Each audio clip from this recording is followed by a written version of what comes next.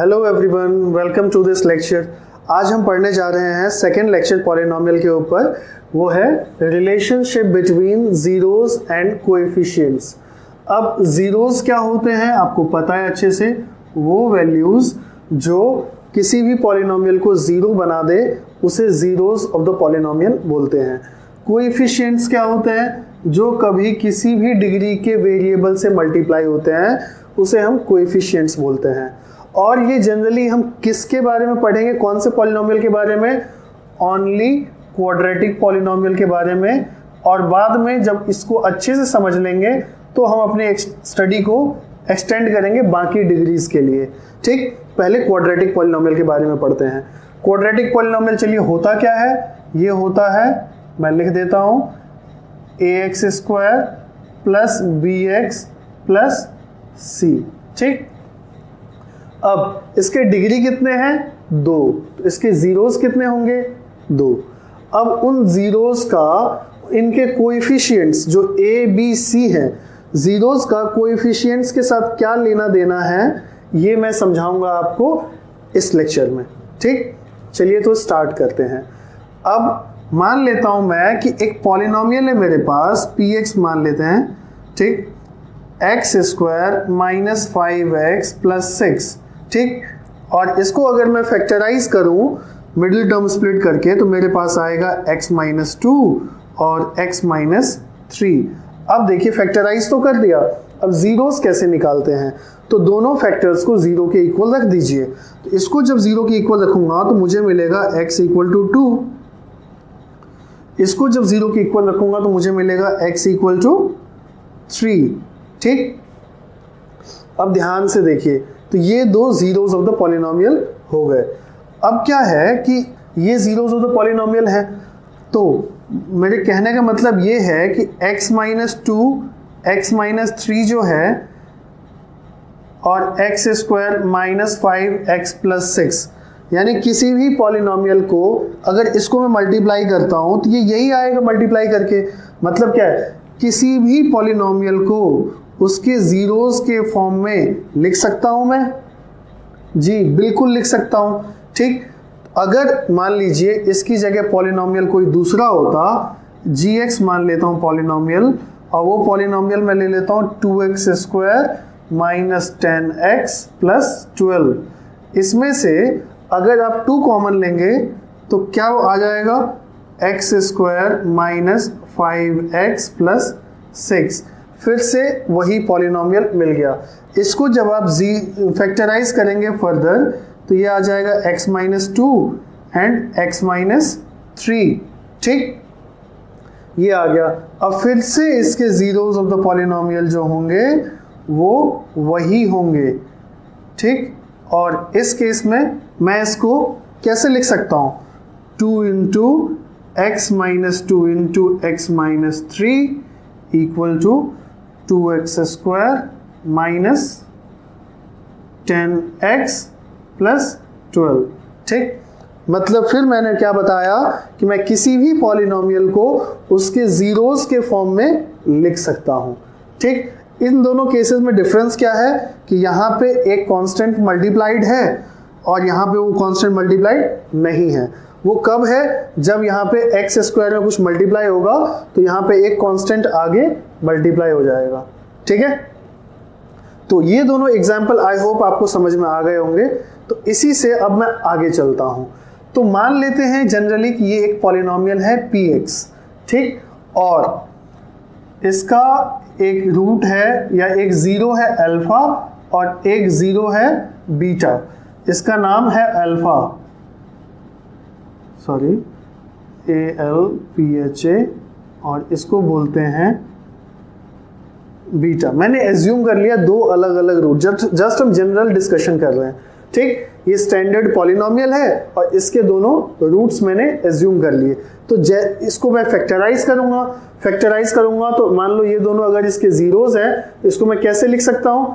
और अगर मैंने कुछ कॉमन निकाल के फिर फैक्टराइज किया तो क्या आएगा? ये इसी की तरह जनरली क्या आएगा, एक कांस्टेंट मैंने कॉमन ले लिया ताकि मेरा ये सिंपल एक्सप्रेशन ऐसा बन सके जैसे कि मैंने कॉमन लिया उसके बाद फैक्टराइज किया ना, तो हो सकता है कि कुछ कॉमन लेने वाला हो तो मैंने कॉमन ले लिया उसके बाद फैक्टराइज किया तो कॉमन मेरा k आया और फैक्टराइज करने के बाद एक 0 ये मिल गया और एक 0 ये मिल गया।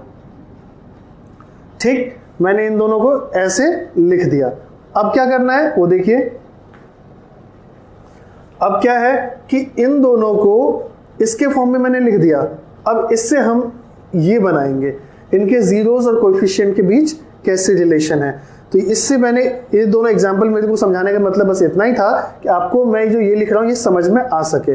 ठीक, तो अब अल्फा और बीटा इसके जीरोस हैं, तो अब मैं जीरोस के फॉर्म में आराम से स्टैंडर्ड पॉलिनोमियल को लिख सकता हूँ। ठीक, तो क्या हो जाएगा k into x minus alpha x minus beta equal to a x square plus b x plus c. ठीक, लिख लिया आपने। उसके बाद क्या करना है वो देखिए, इसको मल्टीप्लाई करिए। इसके ये जीरोस हैं तो ये दोनों इक्वल होंगे, ऑब्वियसली कोई प्रॉब्लम नहीं है। तो जैसे मैंने पहले लिखा था, अब इन दोनों को मल्टीप्लाई करेंगे तो क्या आएगा कि इसको मल्टीप्लाई करिए x square minus alpha x minus beta x plus alpha beta equal to a x square plus b x plus c. ठीक, अब देखिए क्या हो जाएगा कि कॉमन लिया एक्स स्क्वायर, इन दोनों में एक्स कॉमन है और माइनस बाहर ले लेते हैं, माइनस बाहर ले लिया, अल्फा प्लस बीटा बचेगा और एक्स इधर लिख दिया plus alpha beta b x plus c. ठीक, अब देखिए क्या करूँगा मैं कि यहाँ पे एक्स स्क्वायर का कोएफिशिएंट 1 है ना, तो इधर भी मैं सोच रहा हूँ एक्स स्क्वायर का कोएफिशिएंट 1 ले लूँ, तो मैं ए को कॉमन निकाल लूँ। लेकिन आप में से कई सारे लोग सोच रहे होंगे कि सर ए को मैं कॉमन निकालूंगा कैसे, क्योंकि बाकियों के पास तो ए है ही नहीं। तो इसका तरीका मैं आपको बताता हूँ कि जब बाकियों के पास वो नंबर ना हो फिर भी आपको कॉमन निकालना हो तो कैसे करेंगे। यहाँ देखिए, इसमें से अगर मैं बोलूँ आपको ए कॉमन निकालने के लिए तो कैसे निकालेंगे मैं बताता हूँ। ए बाहर ले लिया, इसके पास तो था ना तो यहाँ बाहर ले लिया, जिसके पास नहीं होता ना उसको नीचे डिवाइड कर देते हैं।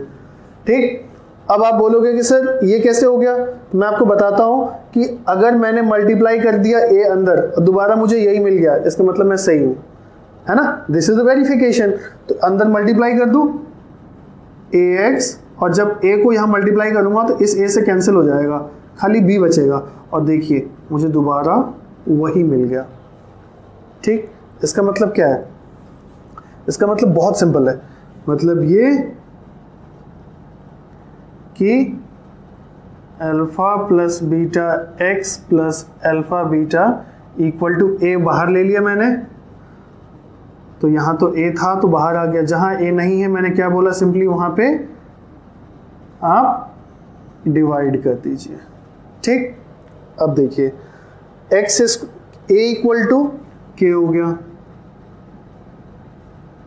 ठीक, सबसे पहले क्योंकि दोनों इक्वल है, 1 के इक्वल, x के साथ यहाँ क्या मल्टीप्लाई हो रहा है, minus of alpha plus beta, और x के साथ यहाँ क्या मल्टीप्लाई हो रहा है, b अपॉन ए, तो मतलब minus of alpha plus beta जो है वो b अपॉन ए के इक्वल है। बिल्कुल, तो ये माइनस इधर भेज देते हैं, alpha plus beta will be equal to minus b upon a. ठीक, नाउ ये कांस्टेंट और ये कांस्टेंट इक्वल होंगे, यानी alpha into beta equal to c by a, alpha into beta equal to c by a. अब मैंने क्या heading डाला था, relationship between zeros and coefficients. तो कोएफिशिएंट्स क्या थे, a b and c, zeros क्या थे, अल्फा एंड बीटा। अब देखिए ध्यान से, अल्फा और बीटा का बी और ए के साथ रिलेशन आ गया, अल्फा और बीटा का सी और ए के साथ रिलेशन आ गया। मतलब क्या, मैंने जीरोस ऑफ द पॉलिनोमियल का कोएफिशिएंट्स ऑफ द पॉलिनोमियल के साथ रिलेशन फिक्स कर दिया। ठीक, तो ये क्या है, इसे बोलते हैं हम, ये दोनों जीरोस हैं तो सम ऑफ द जीरोस बोलते हैं इसे, क्या, सम ऑफ द जीरोस। तो सम ऑफ द जीरोस किसके इक्वल होता है? Minus b upon a. Product of the zeros, यहाँ क्योंकि यहाँ पे मल्टीप्लाई हो रहा है, प्रोडक्ट ऑफ द जीरोस किसके इक्वल होता है? C by A.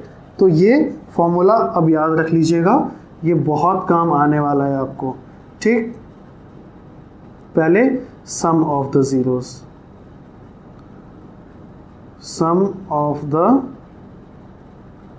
जीरोस क्या हो जाएगा? माइनस बी अपॉन ए।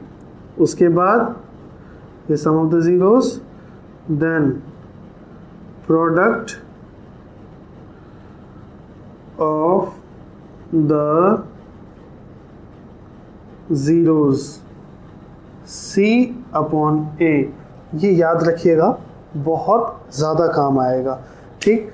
और ये सबसे इम्पॉर्टेंट लेक्चर है, ठीक है, क्योंकि अगर आपको ये समझ में आ गया तभी हम बाकी डिग्रीज के लिए भी आसानी से पढ़ पाएंगे।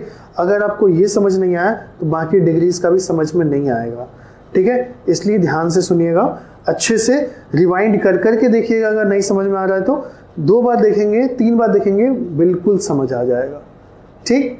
और इस पे जब हम और क्वेश्चंस करेंगे नेक्स्ट क्लास में तो आपको ज़्यादा अच्छे से समझ में आएगा, ठीक है। तो इस क्लास को इतना ही रखते हैं, ठीक है। चलिए मिलते हैं नेक्स्ट वीडियो में। Thank you.